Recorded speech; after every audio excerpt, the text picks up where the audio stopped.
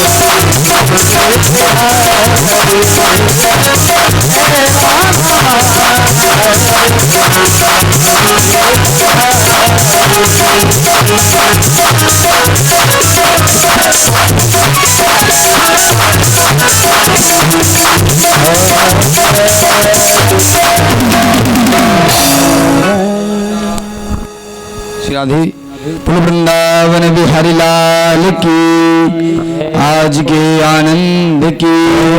सभी लोग आरती के लिए खड़े हो जाएंगे और जो भी आज आरती के अतिथि के रूप में है एक बार नाम सुन ले। आप मंच पर आके आरती प्रारंभ करेंगे। आरपी गुप्त जी, दाऊ साहब बाबा बुंदेला जी, दाऊ साहब मानवेंद्र सिंह परिहार जी, पंडित श्री प्रणम देवला जी, मानवेंद्र मुनीन्द्र जी, ज्योति गोस्वामी जी, राम प्रसाद कोहली जी, संतोष उपाध्याय जी, गोपाल दास जी, आप सब मंच पे आए और आरती के लिए कथा प्रारंभ करें और आरती करें आज। हाँ आइए।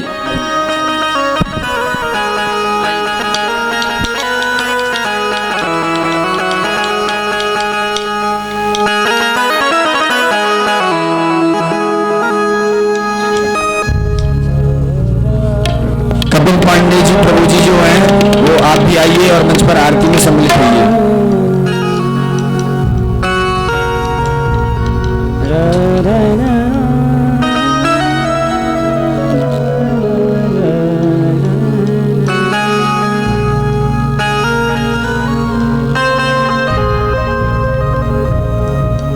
भगवान की है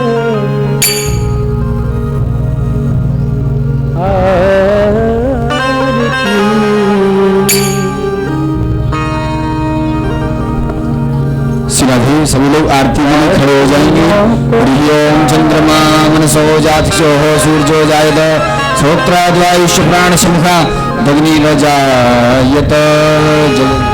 ओ श्री भागवत भगवान की है आरती पापियों को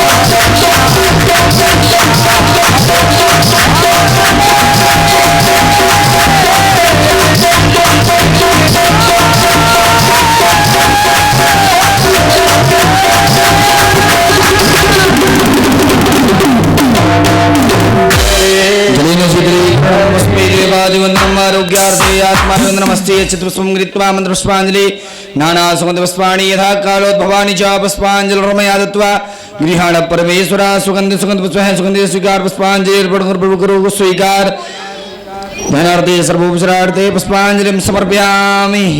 बोलो कृष्ण कन्हैया लाल की, बांके बिहारी लाल की, आज के आनंद की जय जय श्री राधे श्याम।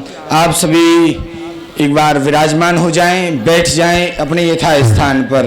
एक बार प्रेम से सभी लोग बोलेंगे जय श्री कृष्ण राधे राधे। आए हुए हमारे सभी भक्तगणों को जय श्री कृष्ण राधे राधे। आए हुए सभी भक्तगण, आज चतुर्थ दिवस की कथा में आप और हम सभी प्रवेश करने जा रहे हैं। तो आप सभी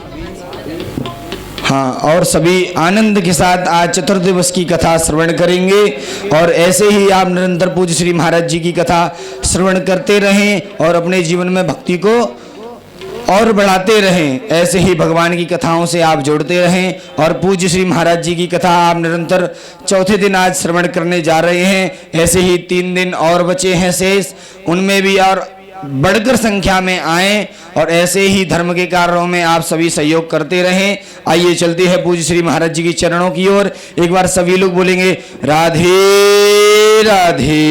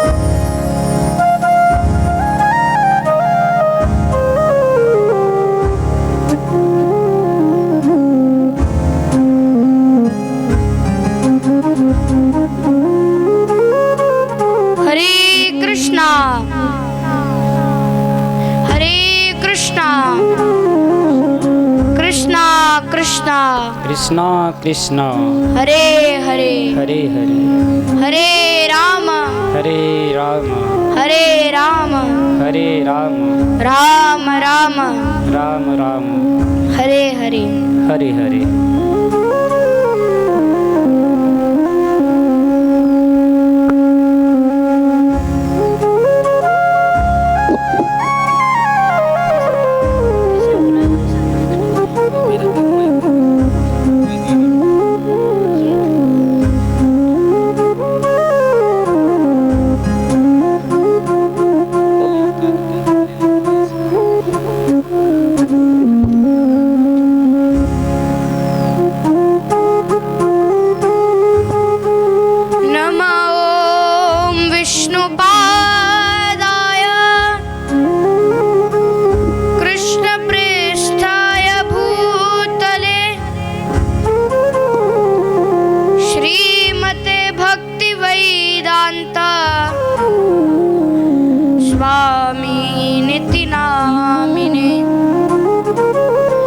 नमस्ते सरस्वती देवे गौरवाणी प्रचारिणे निर्वशेषा शून्यवादी पाश्चात्य देश सतारिणे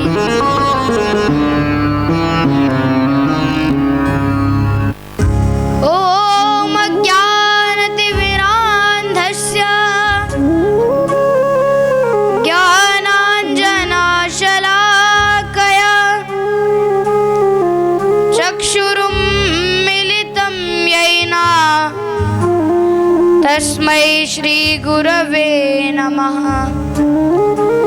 श्रीचैतन्यमनोभीष्टं स्थापितं येन भूतले स्वयं रूपं कदा मह्यं ददाति स्वपदान्तिकम्।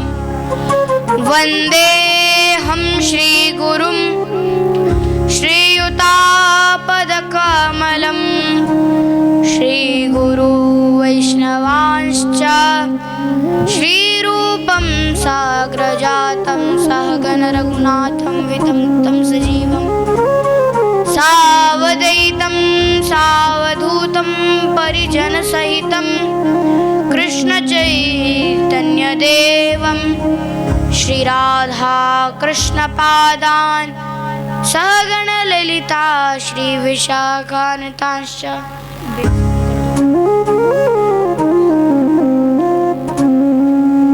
हे कृष्णा करुणा सिंधु दीनबंधु जगत्पते गोपेश्वर गोपिका कांता राधा कांत नमोस्तुते।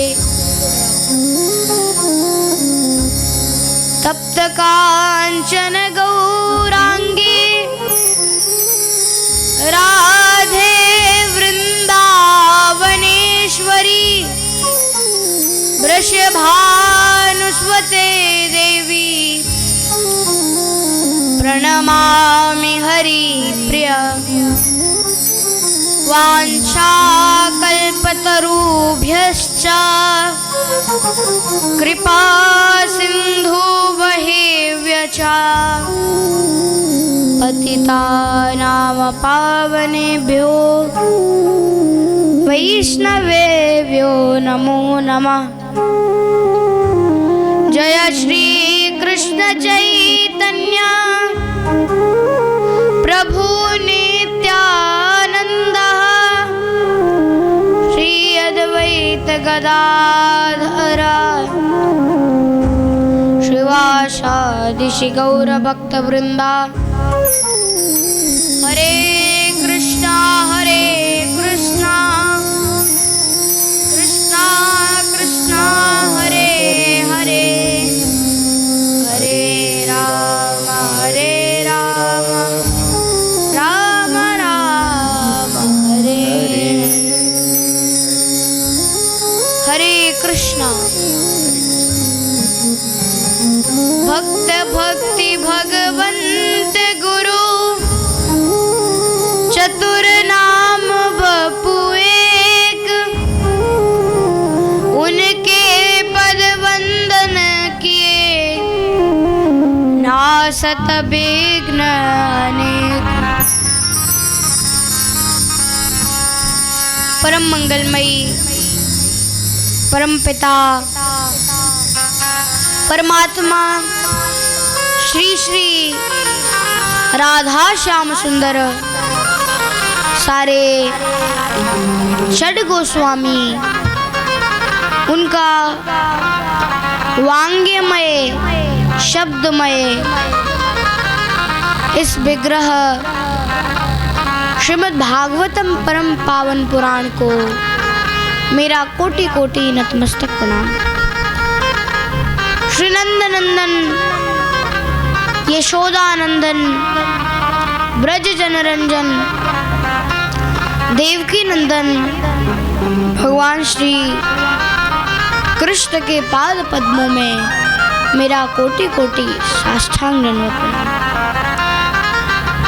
श्री कृष्ण प्राण प्रिया जगत बंदनी वृषभानु नंदिनी बरसाने वाली श्री किशोरी जी, श्री राधा रानी वृषभानु दुलारी के पावन चरणों में मेरा कोटि कोटि साष्टांग दंडवत प्रणाम।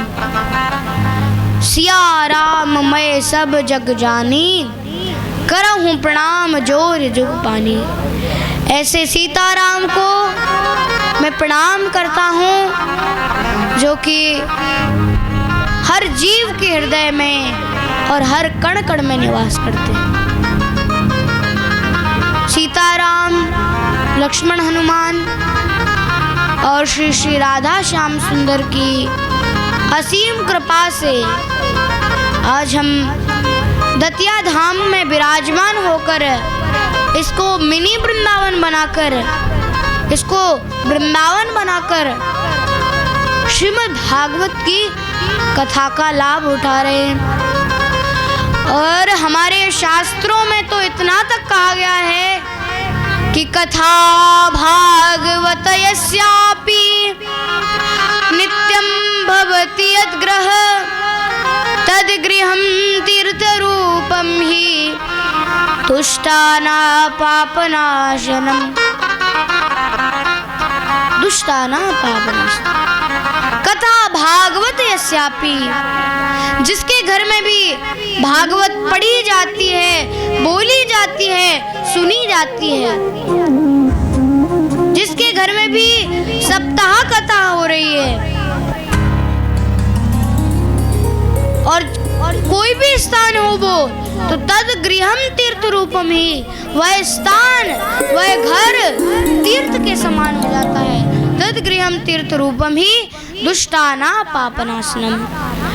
दुष्ट से दुष्ट व्यक्ति भी अनजाने में भी इस तीर्थ स्थल में, इस भागवत कथा के प्रांगण में या इस स्थान के अगल बगल आसपास आने वाले स्थान में केवल मात्र संपर्क करता है, अनजान मात्र में करता है, तो उसके सारे पाप नष्ट हो जाते हैं।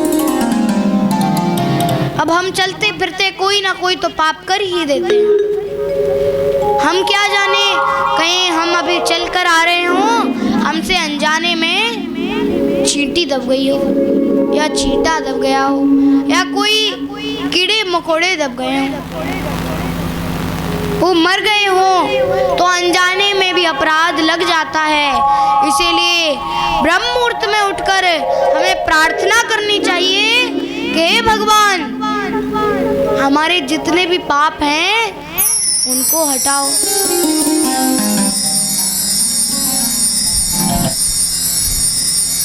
और यदि आपको अपने पापों को मिटाना है तो कहते हैं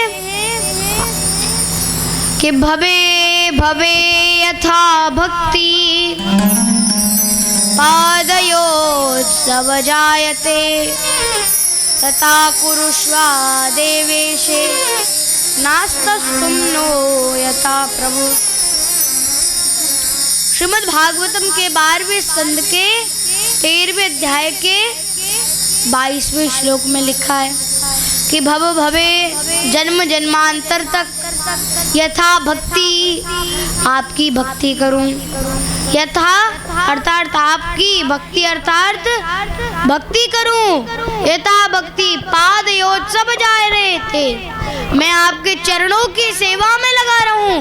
पाद योत्सव जायते, जायते अर्थात लगा रहूं, तथा कुरुष्वा देवे से, उससे क्या होगा, हमारे जितने भी पाप हैं, हमारे जितने भी दुख हैं, हमारे जितने भी कष्ट हैं, क्योंकि आज के समय में संत तो हैं पर बहुत कम हैं, और उन्हीं संतों की शरण लेनी पड़ेगी, क्योंकि कहते हैं श्री चैतन्य चरितामृत में कहते हैं, साधु संग साधु संग,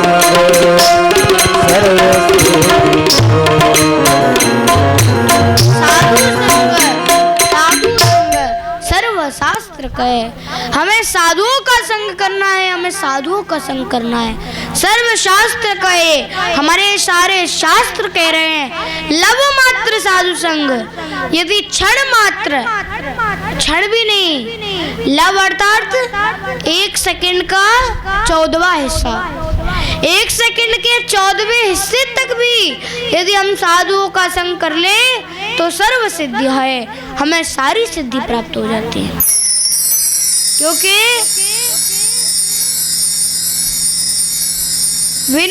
बिनु सत्संग विवेक न होई,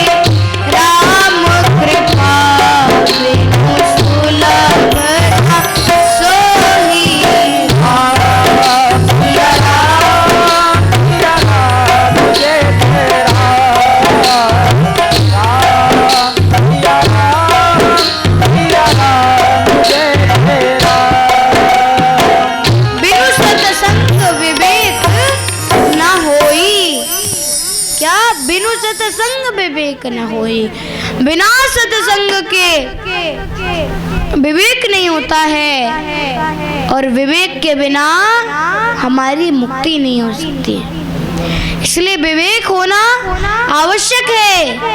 और विवेक कब होगा, जब हम भगवान का सत्संग करेंगे, इसीलिए सत्संग की महिमा बड़ी बताई गई,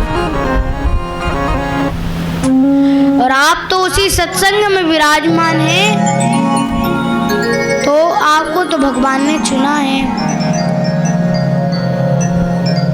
और भगवान ऐसे वैसे नहीं चुनते हैं, जब चुनते हैं तो किसी ने बोला कि देखो मैं उन हजारों में से हूँ, भगवान ने मुझे इस कथा में चुना।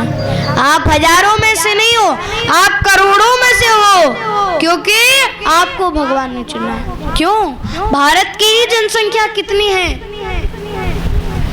और फिर आप अभी मैं विदेश गया था, कीनिया में, अफ्रीका में गया था, तो वहाँ पे जो है हिंदू, मुस्लिम, सिख, ईसाई, यहाँ पे बस बोलते हैं हिंदू, मुस्लिम, सिख, ईसाई आपस में हैं भाई भाई, पर वहाँ पे प्रैक्टिकल करते हैं।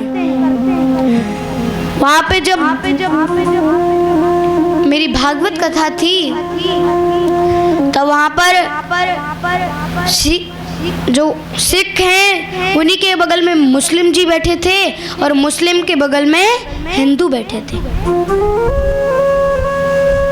और वहाँ पे ऐसे नहीं होता है कि बस बैठ गए काम चल गया, अरे वो हाथ मिलाते हैं, गले मिलते हैं। और वहाँ के कल्चर में क्या करते हैं कि आपने उनको थोड़ा बताया तो इतने ईमानदार होते हैं कि भले ही उनको प्राइम मिनिस्टर से कोई मैसेज आ जाए और अगर आपने बुलाया है, इम्पोर्टेंट से इम्पोर्टेंट मीटिंग क्यों ना हो, और पहले ही उनको जो है बात कर ली है, उनको मैसेज भेज दिया है, तो वो उस अपॉइंटमेंट को छोड़ के आपसे मिलने आएंगे। अब आज के समय में तो क्या है इंडिया में, अरे महाराज कहाँ पे हैं? झांसी में बोलते हैं ग्वालियर में बैठे हैं, ग्वालियर में बोलते हैं दतिया में बैठे हैं। अब जैसे ही फंस जाते हैं, अरे महाराज दतिया में कथा चल रही है, आइए, कह रहे नहीं अभी ये ग्वालियर निकल रहे हैं हम।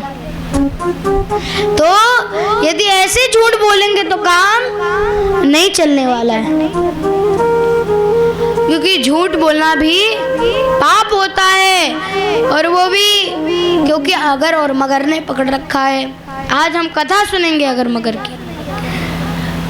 आप यहाँ पर बूढ़े हो जाते हैं, वैसे तो सही बात बताएं कि 50 वर्ष से कितने लोग ऊपर हैं, हाथ उठाइए। देखिए 90% लोग 50 वर्ष से, वो कहते हैं कि 50 के बाद क्या आता है, 51 बन चले जाना चाहिए। चलो एक पुष्टि हुई, दूसरी क्या, 52, 53, 54, 55। तो बन कह रहे हैं कि बन जाओ, और नहीं गए तो 60 में तो घर बैठ के सठिया जाओगे। इसीलिए जब 60 में भी नहीं गए, सठिया गए तब भी नहीं गए, तो 70 में तो तुम्हारे घर वाले तुम में ही पत्थर देने लग जाएंगे, 80 में घासी आ जाएगी और 90 में भगवान के धाम चले जाएंगे। अब कौन जी रहा है 90, 80 जी लिए बहुत है। अरे घर वाले ही प्रार्थना करने लग जाते हैं, अरे ये कब जाए।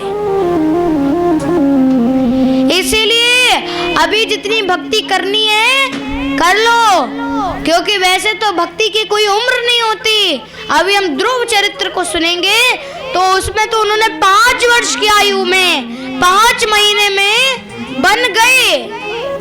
हम यहाँ पे 51 के हो गए तब बन नहीं गए, और वो 5 वर्ष की आयु में बन चले गए, और 5 महीने में, ज्यादा नहीं 5 महीने में भगवान को प्राप्त कर लिया।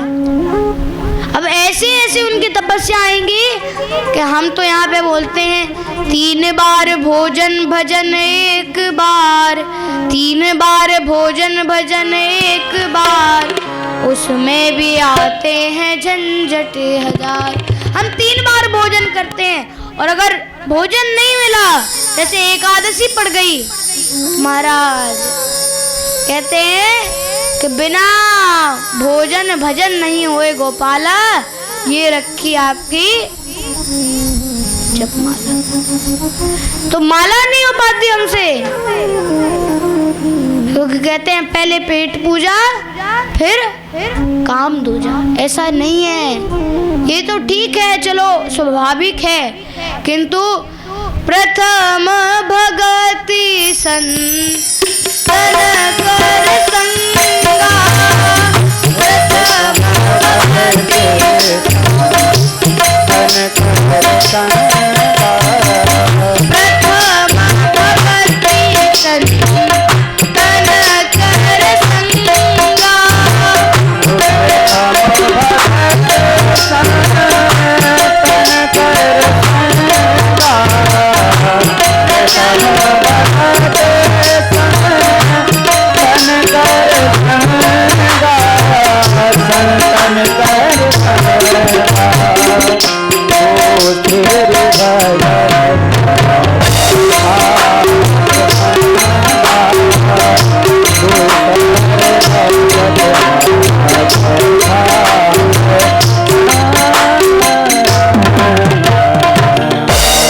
हमारी प्रथम इच्छा क्या होनी चाहिए? भगवान से प्रार्थना करनी चाहिए कि प्रथम भगति संतन कर संगा, पहली भक्ति हमारी संतों के संग में लगे। दूजी मम गति कथा प्रसंगा, दूजी मेरी भक्ति किसमें हो कि मैं कथा सुनने में लगा रहा हूँ, मैं कथा सुनने में लगा। अरे महाराज, परीक्षित महाराज को देखिए, 7 दिन और 7 रात तक ना तो कुछ खाया ना कुछ पिया। चौथे दिन तो सुखदेव गोस्वामी भी बोले थोड़ा खा लीजिए। अरे 4 दिन हो गए, आपने 4 दिन से खाया नहीं है कुछ, तो कुछ खाइए। तो बोलते नहीं नहीं, 10 त्वलम गाय तो विष्णु गाथा, चाहे किसी ऋषि द्वारा बनाई गई कोई मायावी शक्ति हो, चाहे कोई तक्षक सर्प अभी क्यों न डसले, 10 त्वलम अभी क्यों न डसले, 10 त्वलम गाय तो विष्णु गाथा, मेरे सामने विष्णु की गाथा गाते रही। और आज के समय में क्या भैया, पहले प्रसाद चाहिए। ये भक्ति करने का समय मिला है, आज मिला है, कल नहीं मिलेगा। ये नहीं पता कि अभी किस क्षण हमारी मृत्यु हो जाए, अंत समय में भगवान का नाम ना याद आए। इसीलिए अंत समय में यदि भगवान का नाम याद नहीं आया तो अभी तो हम इतने अच्छे तो भक्त है नहीं। मेरे को लगता है 9 स्टेज बताए गए हैं भक्ति रसामृत सिंधु में। आदौ श्रद्धा तथा साधु संगोर्थ, भजन क्रिया ततो अनर्थ निवृत्ति, इष्टा एवं प्रेम रुचि। तो ये 9 स्टेज बताए हैं कि आदौ श्रद्धा, पहले श्रद्धा होनी चाहिए, तथा साधु संगोर्थ। अभी मेरी श्रद्धा का ही ठिकाना नहीं है। अभी आप लोग तो कोई भाव पे चल रहे होंगे, लास्ट स्टेज पे, 8वें या 9वें स्टेज पे। मेरी तो अभी श्रद्धा का भी ठिकाना नहीं है, कभी श्रद्धा आती है तो कभी चली जाती है। तो कहते हैं आदौ श्रद्धा तथा साधु संगोर्थ, दूसरा साधुओं की क्या करना, संग करना। आपको पता है अभी हम 2-4 दिन कोई भक्ति कर लेता है, कुछ कीर्तन कर लेता है तो कहने लग जाते हैं हम भक्त हैं।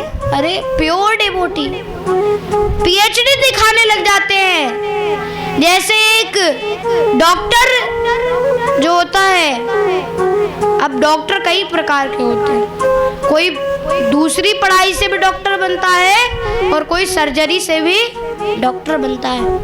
तो जो डॉक्टर जो पीएचडी कर लेता है उसे डॉक्टर लगाते हैं, और जो डॉक्टरी कर लेता है उसे डॉक्टर बोलते हैं। तो पीएचडी करने वाला तो कितने गर्व से बोलता है कि अरे क्या नाम है हमारा, डॉक्टर ये नाम है। उसी प्रकार अभी ये तो बहुत भौतिक संसार की पीएचडी है। हमारी पीएचडी तो हमें ध्रुव महाराज ने सिखाई है। क्या है हमारी पीएचडी? पी फॉर पक्का, एच फॉर हरिनाम, डी फॉर डिवोटी वाली पीएचडी करनी है। पक्का हरिनाम डिवोटी वाली पीएचडी जब हम कर लेंगे तब जाके हमारी असली पीएचडी हो पाएगी, जीवन सार्थक हो पाएगा। और यहाँ पर ध्रुव महाराज अपनी माता के कटु वचनों को सुनकर, जैसे एक दिन श्री ध्रुव महाराज और उनके भाई उत्तम, जो कि उत्तानपाद महाराज के पुत्र थे, जाये उत्तानपादस्य सुनीति सुरुचिस्तयो सुरुचि प्रेयसी पत्युर्न एतरायत्सुतो ध्रुवा। तो यहाँ पर महाराज मनु के 2 पुत्र और 3 पुत्रियां थी। पुत्रों के नाम प्रियव्रत और उत्तानपाद, और पुत्रियों के नाम आकुति, देवभूति और प्रसूति। प्रियव्रत महाराज तो, जो कि इनके बड़े भाई थे, वो तो बचपन से ही ब्रह्मचारी के वेशभूषा में आ गए थे। कह रहे अब मुझे इस संसार में नहीं फंसना है। वो शादी नहीं कर रहे थे, विवाह नहीं कर रहे थे। तब जाके ब्रह्मा जी आए, ब्रह्मा जी ने मनाया, मनु महाराज ने मनाया, तब जाके उन्होंने विवाह किया। पर फिर भी वो एक तरीके से विरक्त थे। आज आप देखते हैं कि 7 समुंदर हैं, किसने बनाए? ये प्रियव्रत महाराज ने बनाए। इनका जो चरित्र है हम 5वें स्कंद में पढ़ेंगे। अभी ये 4th स्कंद है, तो हमें अभी 10वें स्कंद तक जाना है। तो अब हम हनुमान पद्धति का जो है प्रयोग करेंगे। हनुमान पद्धति मतलब हनुमान जी चाहें तो यहाँ से इतना बड़ा स्वरूप रखें कि सीधा लंका पहुंच जाएं। तो ऐसे ही हम ऐसे 4था स्कंद, 5वां स्कंद, 6वां स्कंद, 7वां स्कंद सबको कवर करते हुए चलेंगे। चलिए, तो जब मनु महाराज के प्रियव्रत और उत्तानपाद हुए, अब यहाँ पर उत्तानपाद महाराज की कथा का वर्णन आया है। उत्तानपाद महाराज की 2 पत्नियां हुई, सुरुचि और सुनीति।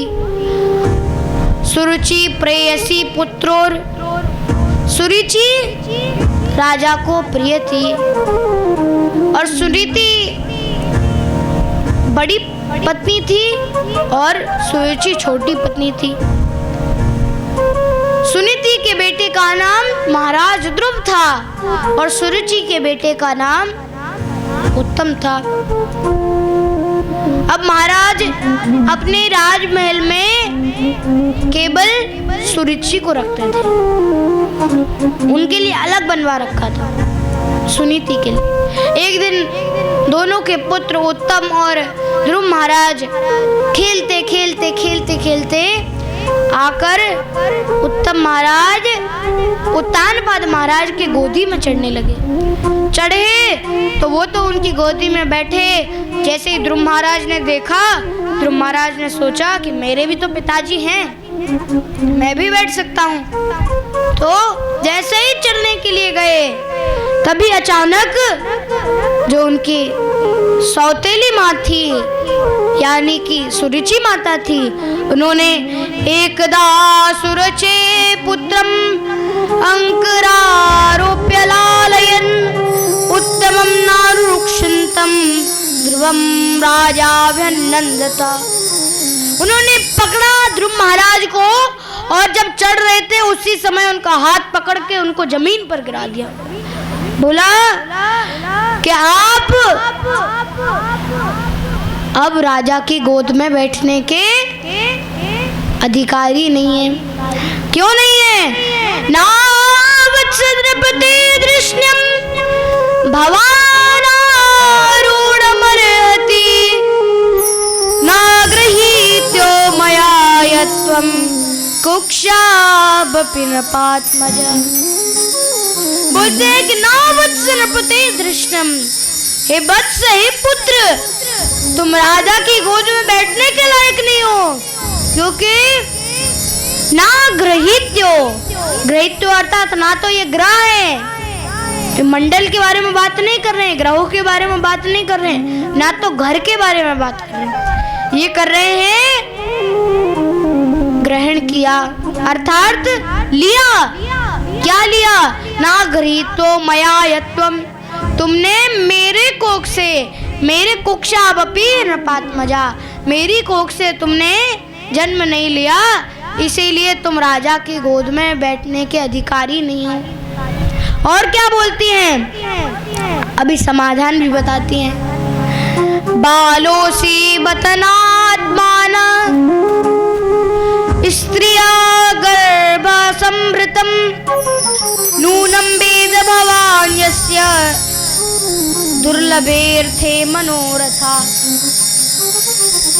अभी तुम सुनीति माता के गर्भ से तुमने जन्म लिया है, और वो तो अभागिन है, वो दासी है, और दासी के पुत्र को राज सिंहासन पर बैठना शोभा नहीं देता, तो जबकि असली जो अधिकारी हैं ध्रुव महाराज ही हैं, क्योंकि एक शब्द कहा गया, ऐसे बता रही है सुरुचि